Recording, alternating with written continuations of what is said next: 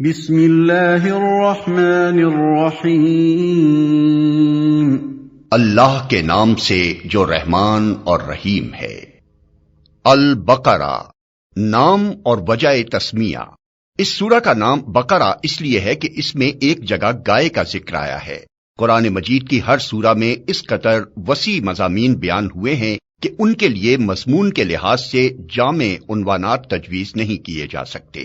عربی زبان اگرچہ اپنی لغت کے اعتبار سے نہایت مالدار ہے، مگر بہرحال ہے تو انسانی زبان ہی۔ انسان جو زبانیں بھی بولتا ہے وہ اس قدر تنگ اور محدود ہیں کہ وہ ایسے الفاظ یا فقرے فراہم نہیں کر سکتی جو ان وسیع مضامین کے لیے جامع عنوان بن سکتے ہوں۔ اس لیے نبی صلی اللہ علیہ وسلم نے اللہ تعالیٰ کی رہنمائی سے قرآن کی بیشتر صورتوں کے لیے عنوانات کی بجائے نام تجویز فرمائے جو محض علامت کا کام دیتے ہیں۔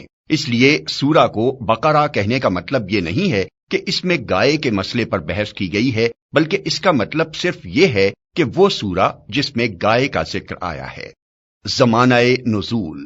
اس سورت کا بیشتر حصہ ہجرت مدینہ کے بعد مدنی زندگی کے بالکل ابتدائی دور میں نازل ہوا ہے، اور کمتر حصہ ایسا ہے جو بعد میں نازل ہوا اور مناسبت مضمون کے لحاظ سے اس میں شامل کر دیا گیا۔ حتیٰ کہ سود کی ممانعت کے سلسلے میں جو آیات نازل ہوئی ہیں وہ بھی اس میں شامل ہیں، حالانکہ وہ نبی صلی اللہ علیہ وسلم کی زندگی کے بالکل آخری زمانے میں اتری تھی۔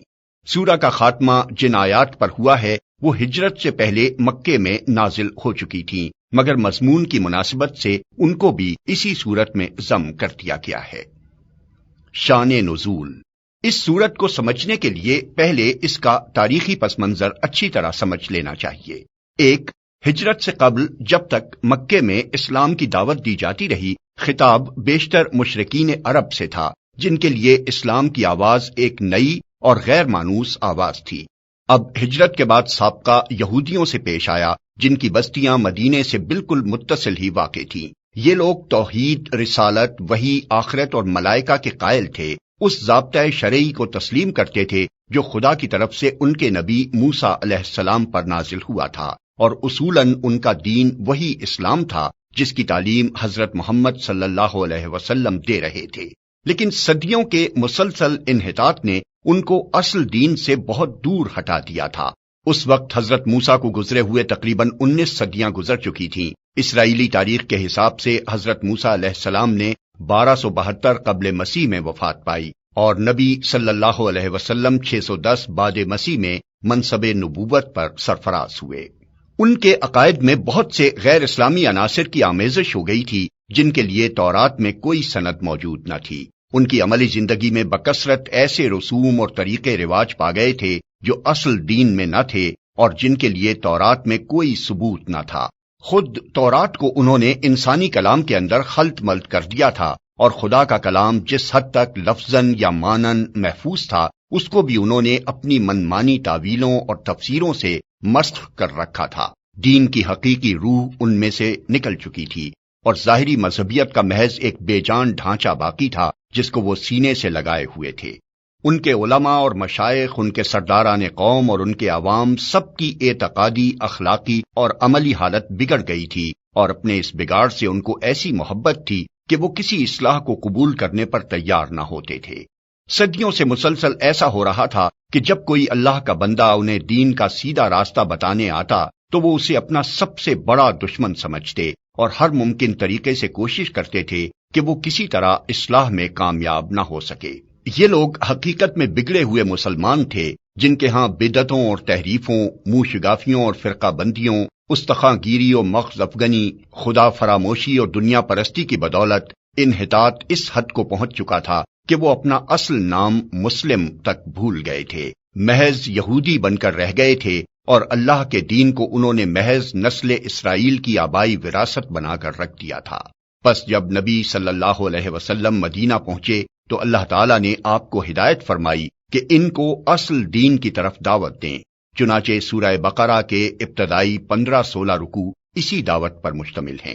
ان میں یہودیوں کی تاریخ اور ان کی اخلاقی و مذہبی حالت پر جس طرح تنقید کی گئی ہے، اور جس طرح ان کے بگڑے ہوئے مذہب و اخلاق کی نمایاں خصوصیات کے مقابلے میں حقیقی دین کے اصول پہلو بپہلو پیش کیے گئے ہیں، اس سے یہ بات بالکل آئینے کی طرح واضح ہو جاتی ہے کہ ایک پیغمبر کی امت کے بگاڑ کی نوعیت کیا ہوتی ہے۔ رسمی دینداری کے مقابلے میں حقیقی دینداری کس چیز کا نام ہے، دین حق کے بنیادی اصول کیا ہیں، اور خدا کی نگاہ میں اصل اہمیت کن چیزوں کی ہے۔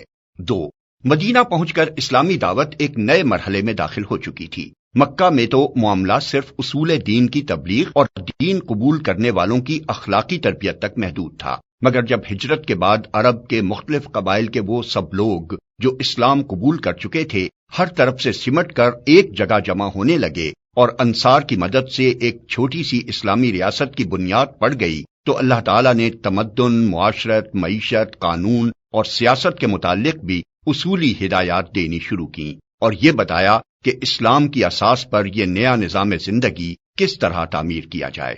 اس سورت کے آخری 23 رکوع زیادہ تر انہی ہدایات پر مشتمل ہیں جن میں سے اکثر ابتدا ہی میں بھیج دی گئی تھیں اور بعض متفرق طور پر حسب ضرورت بعد میں بھیجی جاتی رہیں۔ 3.